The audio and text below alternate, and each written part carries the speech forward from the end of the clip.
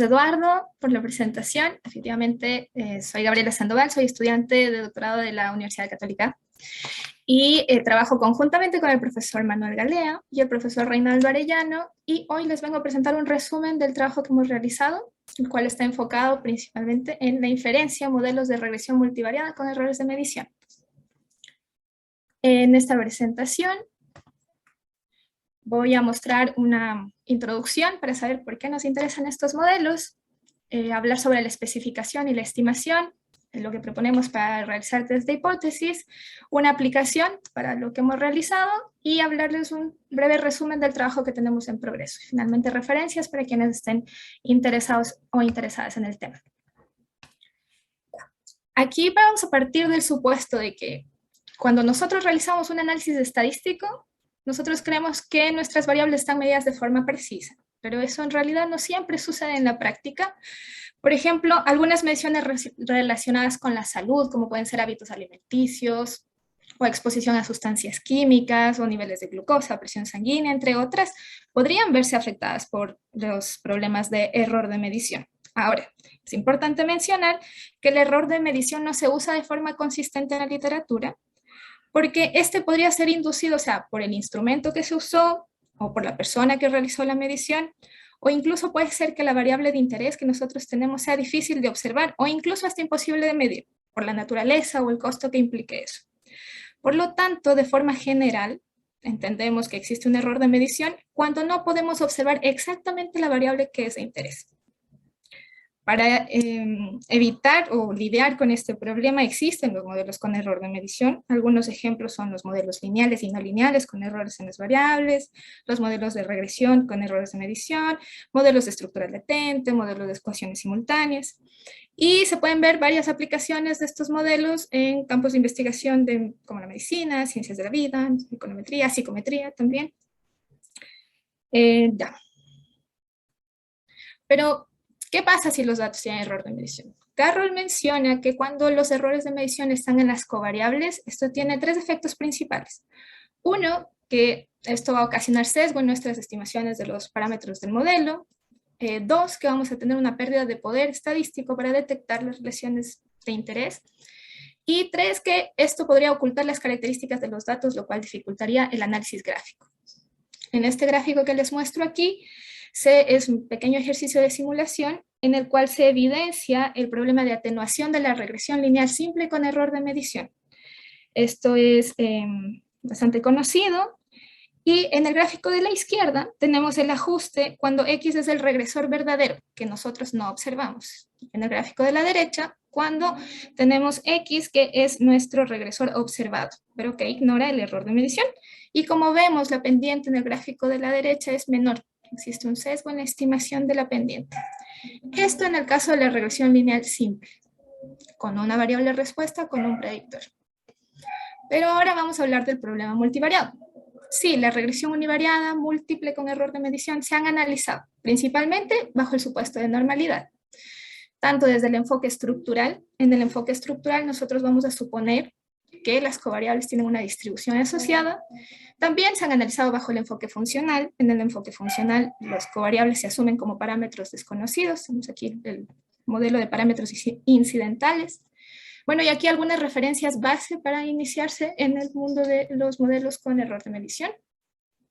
Pero bueno, nosotros consideramos que el modelo multivariado ha recibido menor atención. Existen análisis para el modelo multivariado, pero están principalmente enfocados en un caso particular del modelo de regresión multivariado, que es el de calibración comparativa. De hecho, Julio nos habló ahora un poquito de ese, que es cuando tenemos varias variables respuesta, pero tenemos varios componentes de nuestro vector de variable respuesta y tenemos una sola variable predictora. Bueno, también se ha analizado el modelo con errores en las variables con otros supuestos distribucionales. Aquí cité dos trabajos, el trabajo del profesor Lachos, 2010, y el trabajo de Camila Seller, del 2012. Estos trabajos, el profesor Lacho lo trabajó, me parece que es con skew normal, y el de Camila me parece que es con distribuciones asimétricas. Pero bueno, nosotros en este trabajo, aquí quiero hacer notar que existe trabajo, pero nosotros nos vamos a enfocar en el modelo estructural de regresión multivariada con error de medición, en el que las covariables son medidas con error. Y bueno, vamos a simplificar el nombre de estos modelos como RMME. Ya, veamos cómo se especifica este modelo. Julio ya lo habló un poco, me voy a repetir esto rápidamente porque este sería el caso multivariado. Primero tenemos una ecuación de error. En esta ecuación tenemos el esquema bajo el cual se va a relacionar mi vector de covariables observado con su valor verdadero. En este caso es su valor verdadero más un error epsilon 1. En una segunda ecuación tenemos la ecuación de regresión, en donde tengo que mis variables respuestas son una función del valor verdadero de las covariables y un error epsilon sub 2. Entonces, aquí notar que voy a tener p covariables, es decir, mis x, y son un vector de p por 1, tanto el observado como el no observado, mientras que el número de componentes en la variable respuesta es q. Por lo tanto, bueno, A va a ser un vector de q por 1, B va a ser una matriz de q por p. Esto como para ir teniendo coherencia en las dimensiones. Bueno, aquí, como ya lo mencionó antes Julio también, el truco es esta expresión del modelo. Para poder expresarlo de esta manera, nosotros juntamos epsilon 1 y 2 en un solo vector, juntamos en un vector z todo lo observado, epsilon y z van a ser vectores de dimensión r por 1, r es p más q, y bueno, aquí tenemos la forma que tomaría alfa, que tomaría lambda, para poder expresarlo de esta manera. Aquí vamos a recalcar algunos supuestos. Por ejemplo, los vectores aleatorios epsilon son independientes y tendrán una media cero y una matriz de varianza o covarianza sigma sub epsilon. Usualmente se considera aquí el caso normal.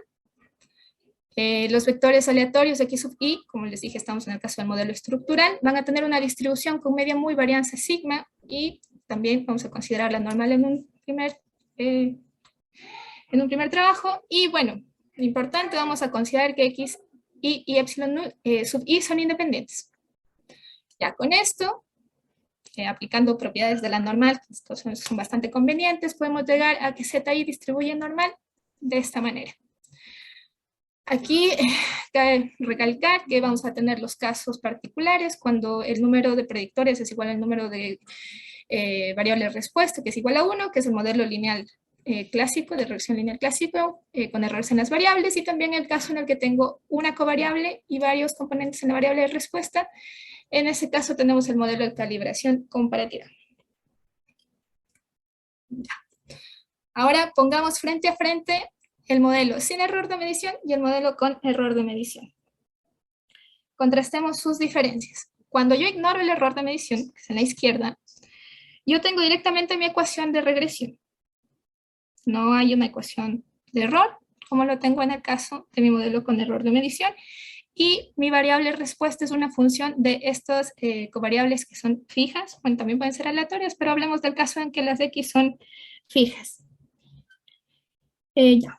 Respecto a los supuestos distribucionales, vamos a tener, aquí tengo un typo, este es un epsilon i2, distribuye normal, mientras que acá el supuesto distribucional está sobre el vector epsilon sub i1 y epsilon sub i2, que también es normal, y además está el supuesto adicional en x. Ya, observemos ahora los parámetros que vamos a estimar. Aquí tenemos el vector de coeficientes, el A, nuestra matriz B y nuestra matriz de varianza-covarianza sigma. Mientras que por este lado tenemos más parámetros a estimar, que son los que están relacionados con la distribución de X. Ahora, es importante que nos demos cuenta que lo que el modelo con error de medición va a hacer es incorporar mayor variabilidad al modelo de regresión multivariada tradicional, que ignora el error de medición, a través de precisamente lo que estamos suponiendo sobre los X. Al tener más parámetros, tenemos que tener mucha atención con la identificabilidad de nuestro modelo. Entonces, el proceso de estimación involucra mayor número de parámetros, aparece el problema de identificabilidad, se conoce, en la literatura se menciona que este tipo de modelos no es identificable y se presentan una serie de restricciones. Por ejemplo, Chen y Van Ness muestran 6 opciones o restricciones que podrían resolver el problema de identificabilidad. Glesser también menciona alguna y nosotros vamos a utilizar esta restricción de identificabilidad, que es suponer que la matriz de varianza-covarianza de los errores es igual a un parámetro phi, por una matriz conocida. Esta matriz conocida puede ser perfectamente la identidad, lo cual va a facilitar bastante los cálculos. Hay una forma adicional en la que nosotros podríamos tener una forma adicional de resolver este problema de identificabilidad, que es tener mayor información sobre algunos parámetros. Por ejemplo, conocer cuál es el valor de mu o tener información adicional sobre sí. Eso siempre va a depender de los datos. Pero nosotros vamos a hablar del caso en el que utilizamos esa restricción y estimamos todos los parámetros.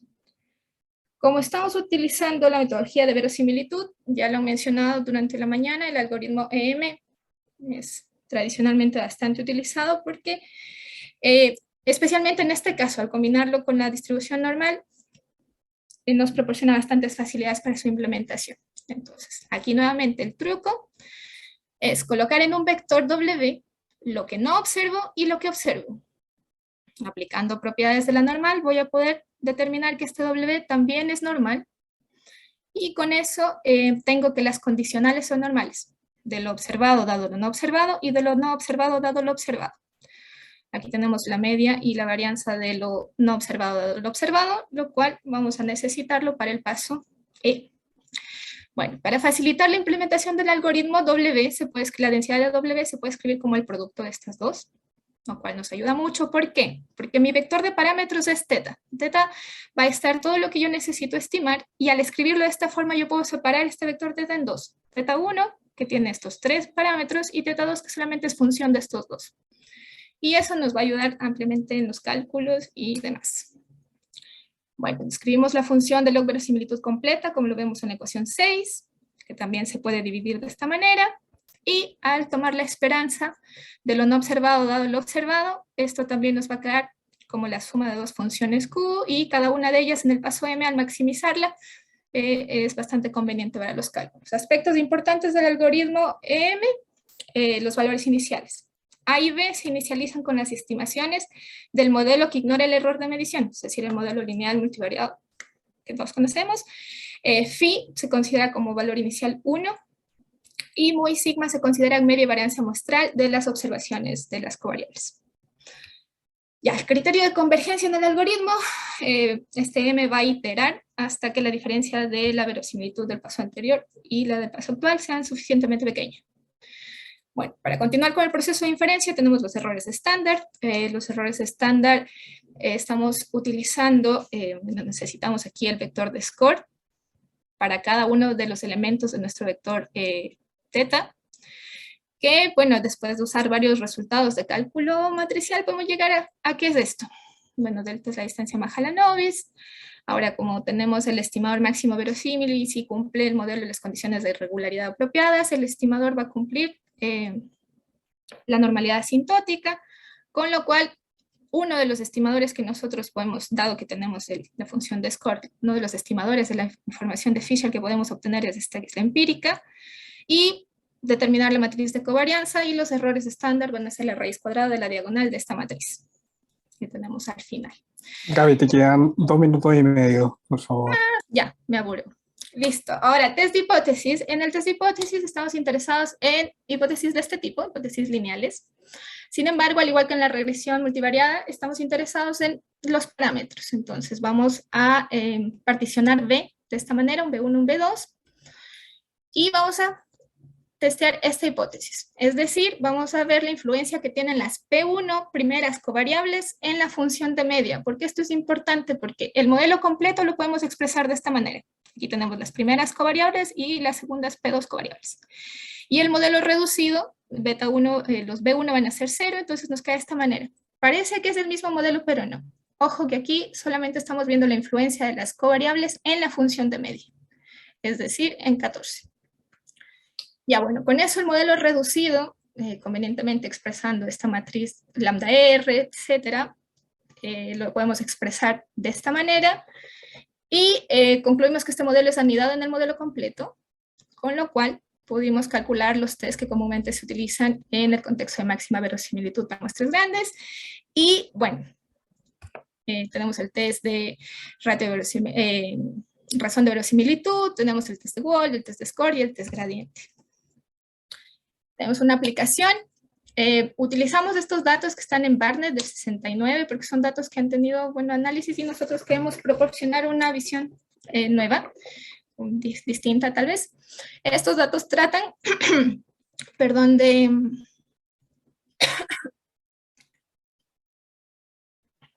tratan de mediciones sobre la función pulmonar. Estas mediciones se toman en 72 pacientes. Uy, perdón. Se toman en 72 pacientes y las toma un operador especializado y un operador no especializado y utilizan dos instrumentos, uno estándar y uno de experimental. Entonces nosotros consideramos como covariables las mediciones del operador especializado con ambos instrumentos y como variable respuesta las mediciones del operador no especializado, también realizada con ambos instrumentos. Vamos a ver un gráfico de las variables y su relación. Realizamos la estimación de los parámetros, en este caso tenemos 12 parámetros de estimar. Tenemos aquí un cucuplot en el que utilizamos la transformada de Wilson-Hilferty para poder visualizar con sus respectivos envelopes. Vemos que el ajuste se podría considerar adecuado, a pesar de que tenemos puntos que están fuera. Así que la opción sería analizar estos datos también con una distribución que no sea la normal. Nos permita tener un poquito más de flexibilidad en ese sentido. Bueno, probamos la hipótesis, calculamos nuestros estadísticos y lo que llegamos a concluir aquí es que no había evidencia para rechazar H0, es decir, que las P1 primeras covariables, en este caso, que es la medición real del instrumento 1 realizada por el operador experimentado, no influencian la media de las mediciones del operador no especializado. Esa sería la conclusión. Y bueno, rápidamente el trabajo en progreso, como les dije, esto era bajo el caso normal. Nosotros estamos realizando el proceso de inferencia para la distribución generalizada hiperbólica. Aquí utilizamos el hecho de que la distribución generalizada hiperbólica se puede expresar como una distribución normal multivariada de mezcla y media varianza, en donde, bueno, en esto me demoraría mucho más en explicarlo, así que esto ya lo conocen, esta ecuación, y ahora el supuesto cambia en la distribución de X y Epsilon, que van a ser generalizada hiperbólica. Al expresar la generalizada hiperbólica de esta manera, tenemos propiedades bastante convenientes que nos permiten al final concluir la distribución de Z, que son estas. El proceso de estimación, hemos realizado el algoritmo M. Este modelo es computacionalmente más costoso, tiene varias dificultades, por ejemplo, que el estimador de lambda tiene que hacerse de forma numérica, pero sin embargo, bueno, estamos analizando varias simulaciones para ir probando los resultados y el desempeño del algoritmo. Eso, tengo algunas referencias para personas que deben ser interesadas en el tema, son referencias que mencioné a lo largo de la